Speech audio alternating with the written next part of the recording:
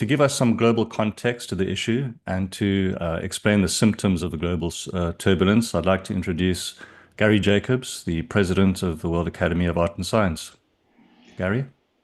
Thank you, Grant, and thanks to all of our panelists and all those who are attending this conference, and especially our partners, ASU, Global Futures Lab, Bridges, UNESCO Bridges, and the World University Consortium as well.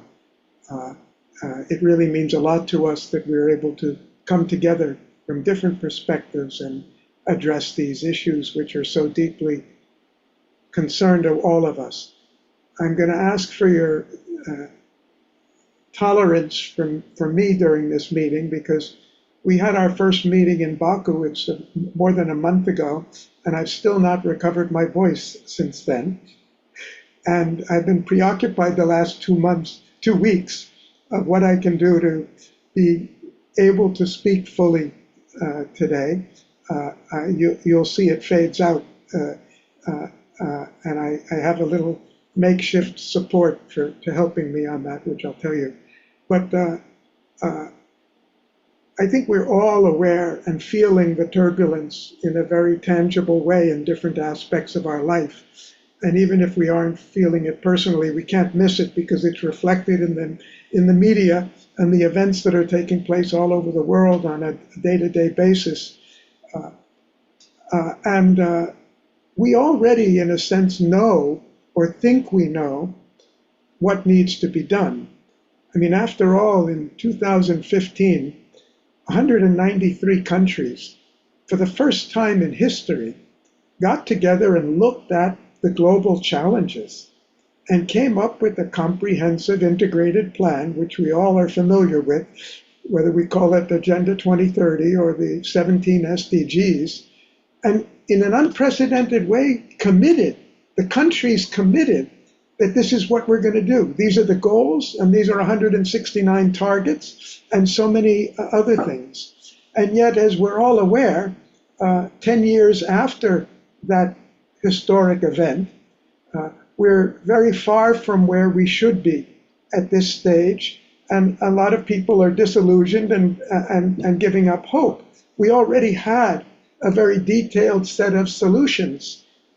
We even knew what it was supposed to cost and who should do what, and what was the role of government and education and research and science and civil society and so forth. But it's not happening the way we expected or hoped. And instead of happening, we seem to be meeting more and more obstacles which we didn't anticipate, or certainly hoped we wouldn't have to anticipate. And I think the question before us today is, why, after this unprecedented meeting 10 years ago, consensus 10 years ago, when we have a wonderful plan, we seem to be in many respects going backwards, going back to failed strategies and faulty approaches that got us into trouble in the Cold War. And we thought after the end of the Cold War, we were moving forward. And why is that important? It's not enough, we feel, that we know what needs to be done, or what should be done, rather. It's important for us to understand why it's not getting done, and what are the obstacles to that, and what do we have to do differently, more or differently than before, if we're really going to get the kind of support we need. Because I think we all know this is an unprecedented point in human history. In many respects, in terms of human beings have not worked together at this close proximity before, have never worked together in a consensus as what needs to be done before, have not felt the urgency and commonality to the extent we have before, and yet we're encountering so much difficulty. So our approach to this discussion, and I think Grant mentioned it, but for us, this is only a starting point for a discussion.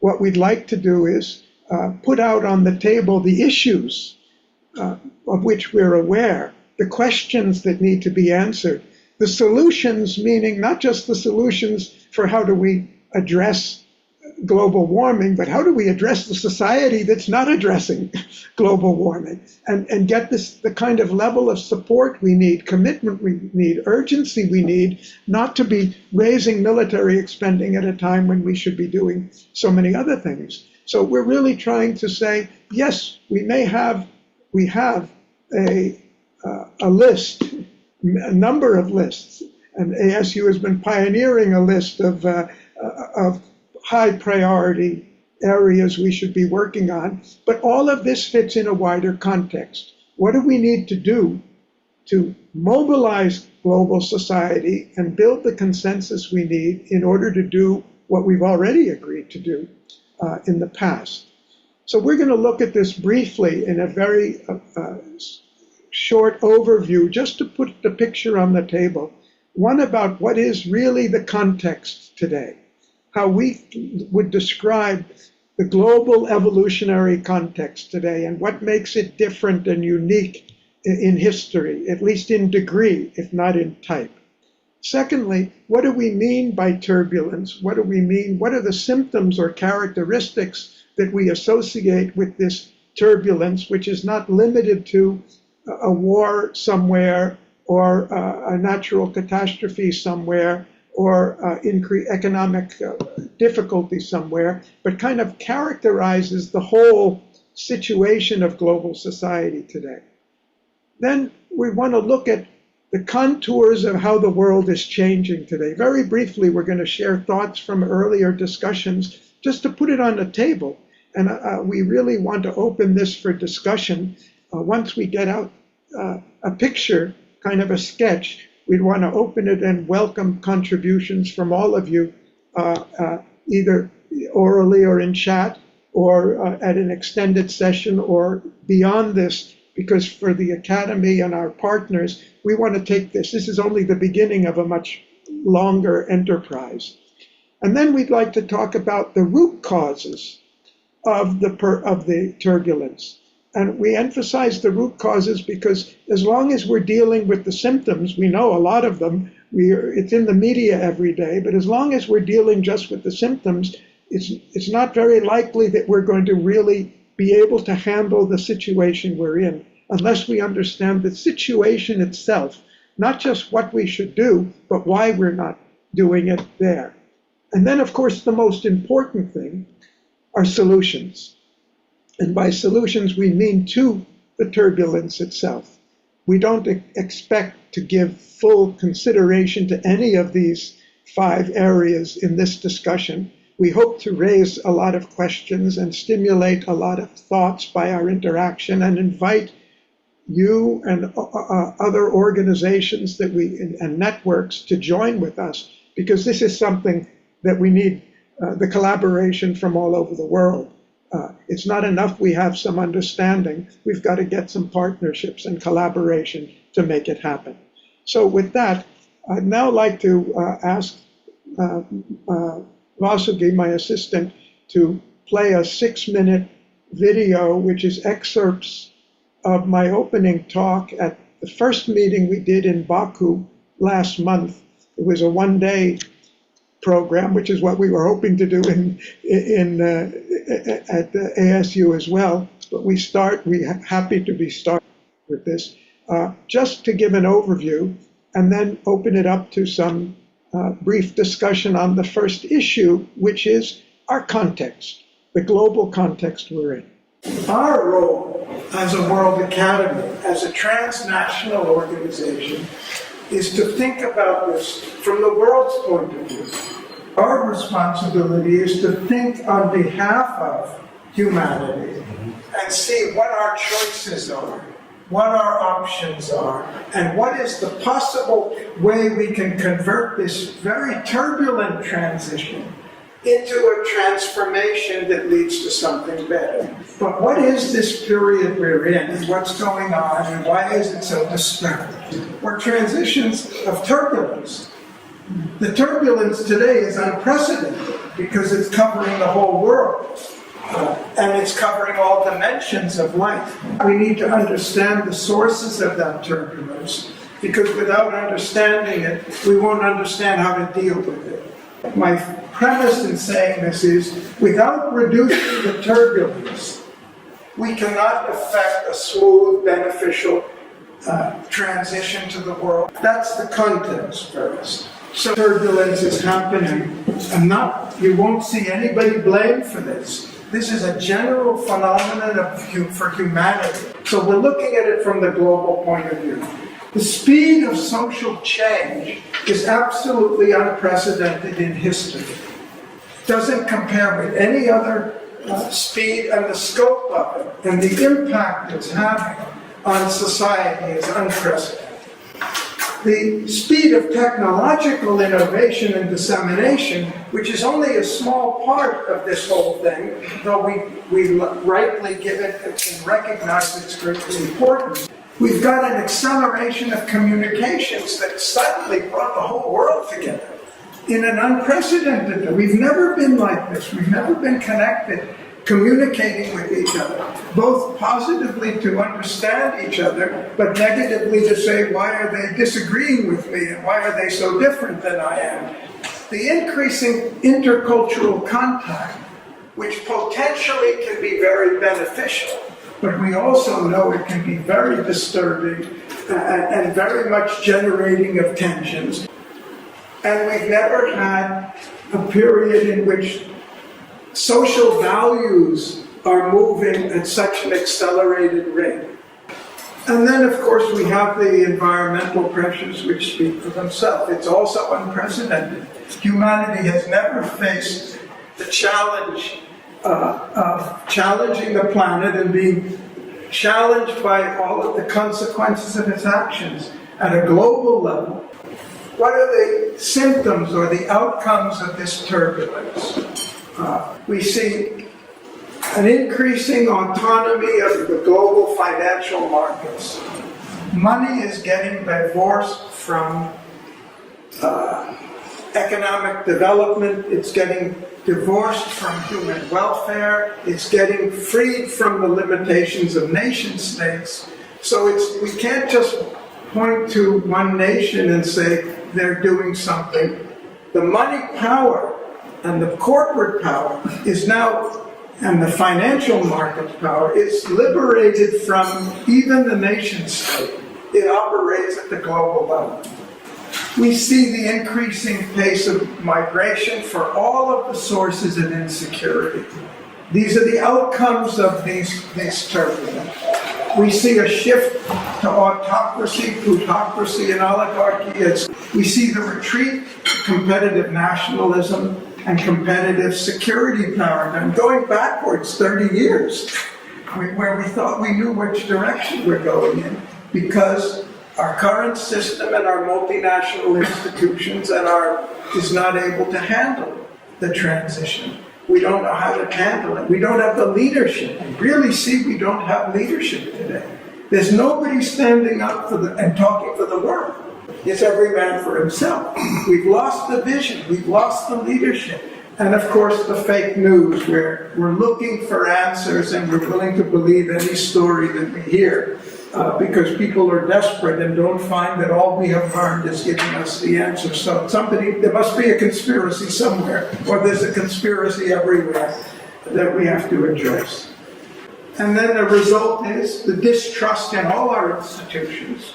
It's not the cause, it's a result of the rising insecurity. Declining authority of national governments, rising job insecurity, a very important issue if we're going to try to address the turbulence. How do we reverse this, where more and more insecurity, even those who have just emerged from top universities are going to wonder how relevant is their degree or their job 5 years from now. Nobody knows. Historically high levels of economic inequality, certainly aggravating a result of the turbulence. That the faster the change is, the more it will raise resistance.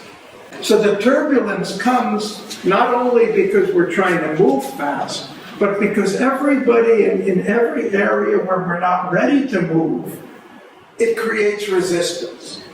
And it creates resistance in everything, and you'll see as we go through, that resistance meets us everywhere along. The turbulence is because we don't all move at the same speed or at the same extent or in the same direction, and we're not all happy to see this happening. Unless we can address the turbulence, we won't be able to steer the process.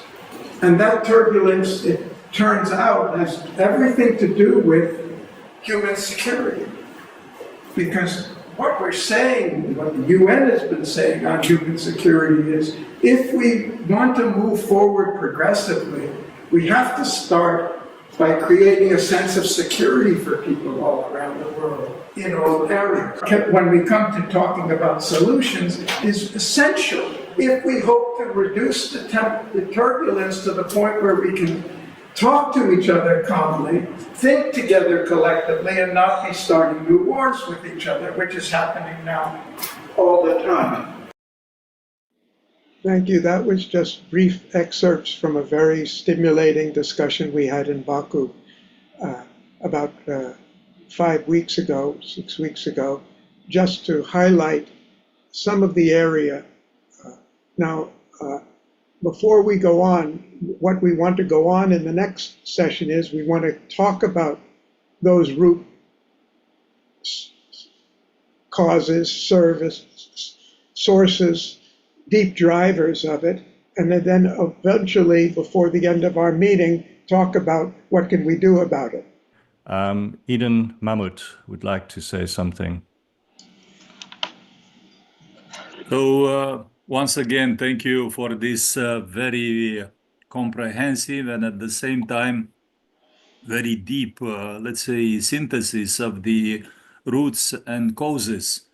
I was wondering about an aspect, Garry. So you know that the society, the mankind society, evolved over thousands of years. And there were many moments of turbulences, and there were many moments of passing over these turbulences. So there is probably a cyclicity in all these aspects.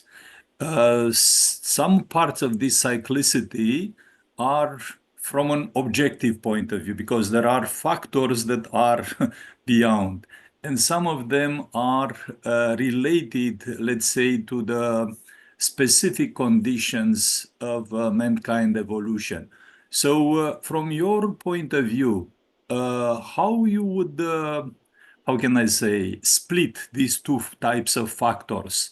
Which one of them you consider that are, let's say, aspects that are obviously and are part of this cyclicity that is coming over centuries, and which one of them you consider that are those kind of factors that are specifically due to us, to the generation today, and what we can interfere and what we can really fix?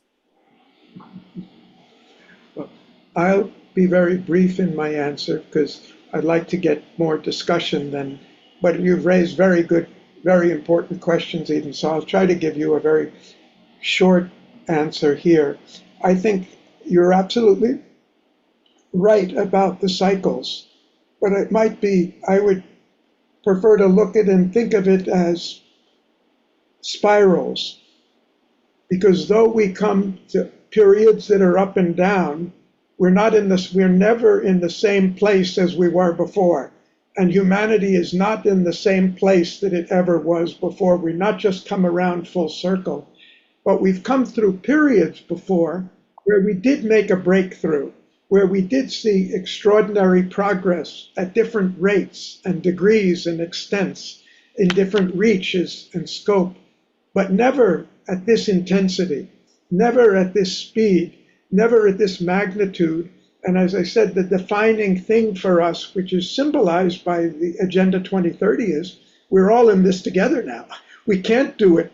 We could have a revolution in Greece or Rome or Europe or ancient India or China and everything, and the whole world wouldn't even know about it. But today, It's not up to any one civilization or any one point for this, unless we are all in this together. And humanity has never acted in total concert together on the same wavelength, because unless we all do it, it can't be done. So I think it's unique in that sense, but the patterns are similar.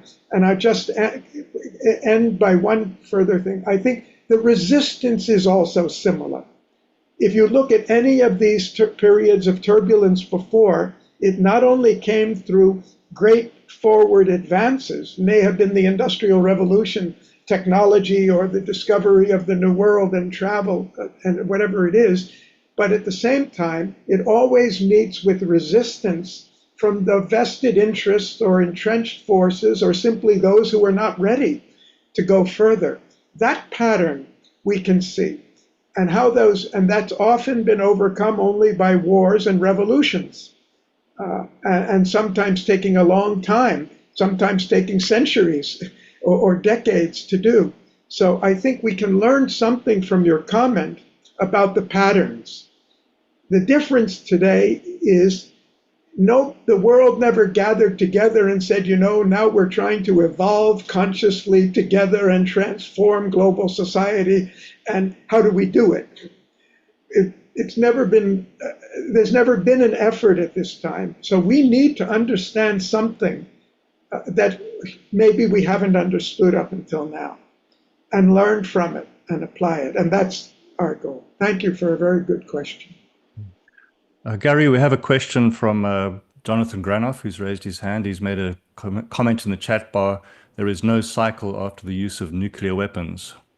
Jonathan, would you like to ask a question? Pretty straightforward. If you talk about historical cycles,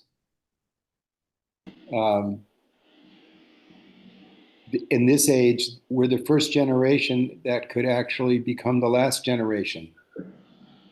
So it's a unique, the decisions that are made now are unique in that regard. And that humanity, all the civilizations we have has had ethics as part of the guiding principles, the most universal norm of ethics being found in an iteration of the Golden Rule, whether it's in the traditional American Indians or the Central American Indian and Native peoples, or whether it's Seneca or Confucius or Buddha or Muhammad or Jesus or Hillel, you find the Golden Rule. But the Golden Rule is always only contemporary people you lived with. But today we have a ethical responsibility to future generations, treat the lives and well-being of future generations as we want to be treated. That, to me, Garry, might be a principle that could be useful in creating the kind of global coordination to address the turbulence of today. And that, of course, is very much in line with the WAAS agenda of addressing existential threats, threats that would stop the cyclical or spiraling evolution of humanity. So I think it's important to highlight the uniqueness of what 21st century science, technology, and social organization have created, the risk of ending the human endeavor. Absolutely. Thank you, Jonathan. Garry, Mila has one very quick question. We do need to move on, but Mila has one quick question.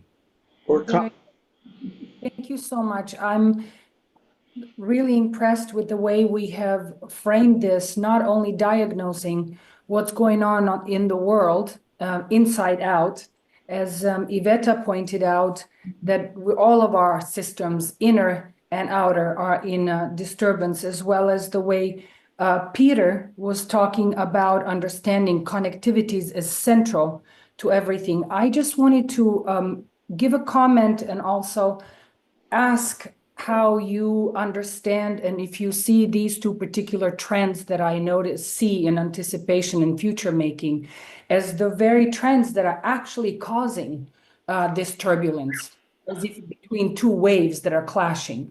And very briefly, there seems to be two different modalities to future generating, to sociocultural, econopolitical emergence and the waves that they create. And the first, what I would call strong futuring, more immediate, more observable, predictable, depends on technological means of accessibility, accumulation, analysis of data that then allow for projection, forecasting, and trend setting. And then next to it is slow futuring, which tends to be less immediate and immediately observable, but nonetheless undergoing and with long-term effect. It's almost like an underground current that is shaping the relief from underneath.